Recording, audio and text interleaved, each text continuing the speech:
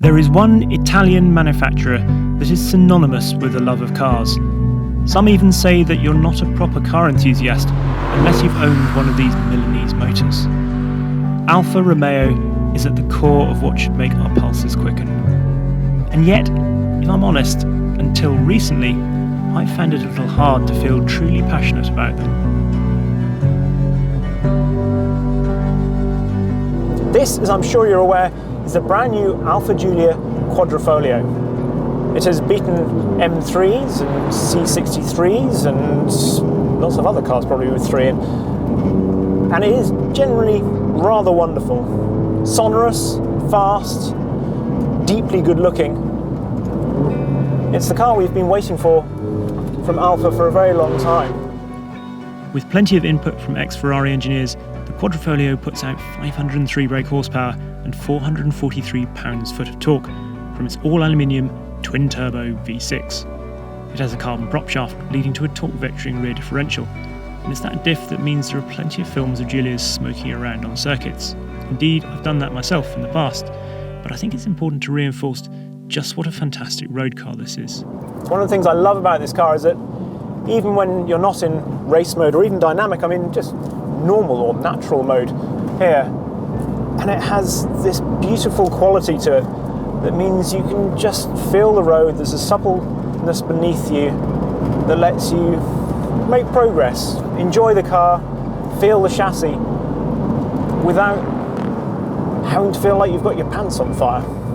The 8-speed gearbox operated by these wonderful long aluminium paddles is absolutely spot on for road driving. The engine, well, it sounds absolutely glorious. And it's so strong, but it just evolves you, it flows, you can feel that it's rear-wheel drive. The steering's light, but informative, and it's quick, which gives you more agility than you ever expect from a car this big. Involving yet somehow unflustered, just as a super saloon should be. So Alfa Romeo is finally back on song. Everybody's been waiting for it for, well, seemingly forever actually. I mean, I was born in 1981, and in my lifetime there hasn't really been a very good Alfa Romeo. Yes, there have been some very pretty ones, some quirky ones, and there's even been the occasional nice engine. But to drive, well, they've always been rather underwhelming, lagging behind the competition, leaning on people's passion rather than pragmatism to gain sales. Even in the better reviews, it was always as though the tester desperately wanted the car to be good, rather than believing it to be so.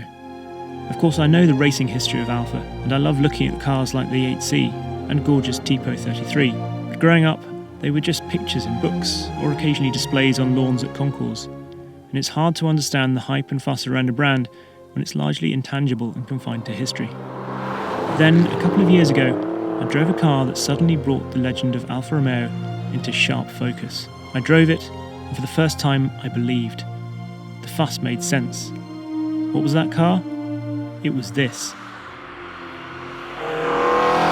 This is an Alfaholics GTA-R 290. 290 stands for 290 brake horsepower per tonne.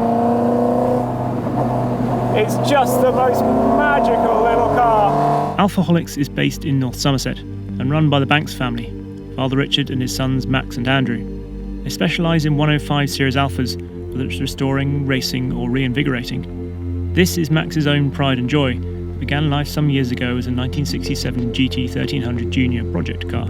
Although its outward appearance has always remained faithful to these lines that remind me of an Italian and therefore more beautiful Ford Escort, underneath it has been endlessly tweaked and sympathetically developed. Beneath the bonnet now lies a 2.3 litre Alfa twin spark with Motel engine management and electronic fuel injection. Our close ratio 5-speed box is putting out 240 brake horsepower and 200 pounds-foot of torque. Which is plenty when this weighs less than 850 kilos. Alfaholics have done much more than just strip weight out and tune the engine though.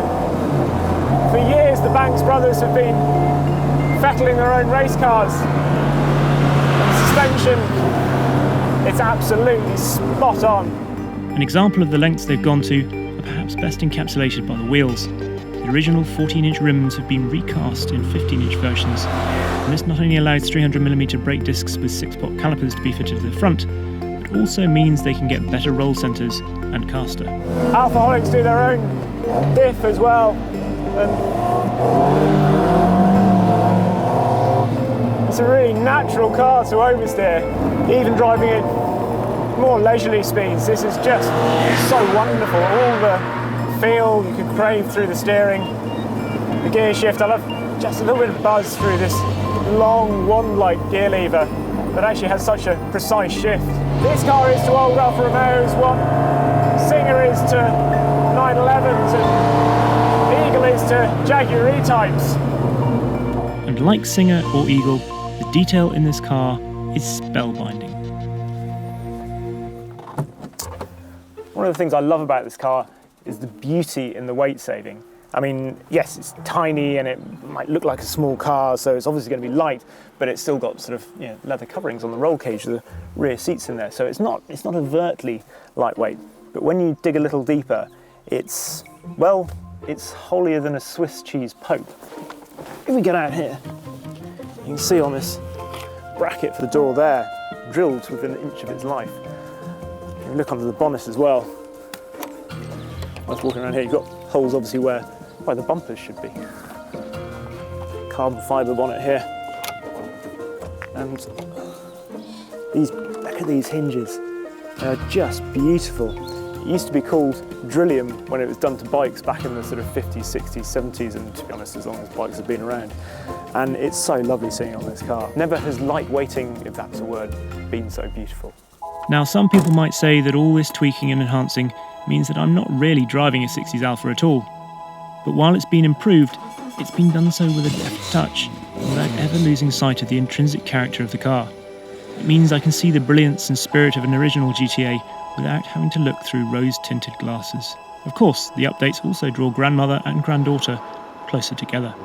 If we come back to the modern car for a minute, sorry, yes, we're back in this one now.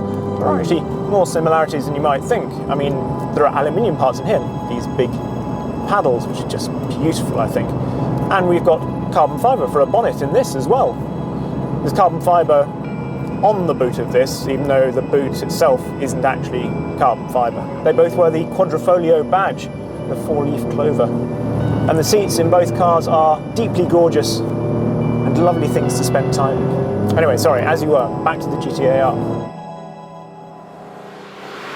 For anyone born in more recent times who thinks 4-cylinder engines can't really sound good, this refutes that rather well.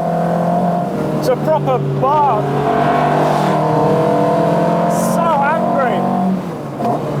That throttle is just so wonderfully instant. It is properly quick, this car as well. In terms of money, well, this is a lot of money.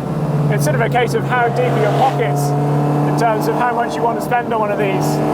Max has done all sorts of upgrades to this, including titanium wishbones in the front suspension, titanium wheel nuts, bolts, which all adds up to a slightly eye-watering £240,000. Sitting here now though, it's worth it. Honestly, I would so have one of these in my garage. This pair would make quite the two-car garage. Both give you so much. The new Giulia can do the everyday car thing, but also come alive on a B-road thrash or even at a track day. Meanwhile, the GTA-R gives you the feel and emotion of a classic, but with the performance and ability of a proper weekend car. And both are the sort of thing that make you look back as you walk away. Alfa stands for Anonima Lombarda Fabbrica Automobili, Anonymous Lombard Automobile Factory. But there is absolutely nothing anonymous about these two.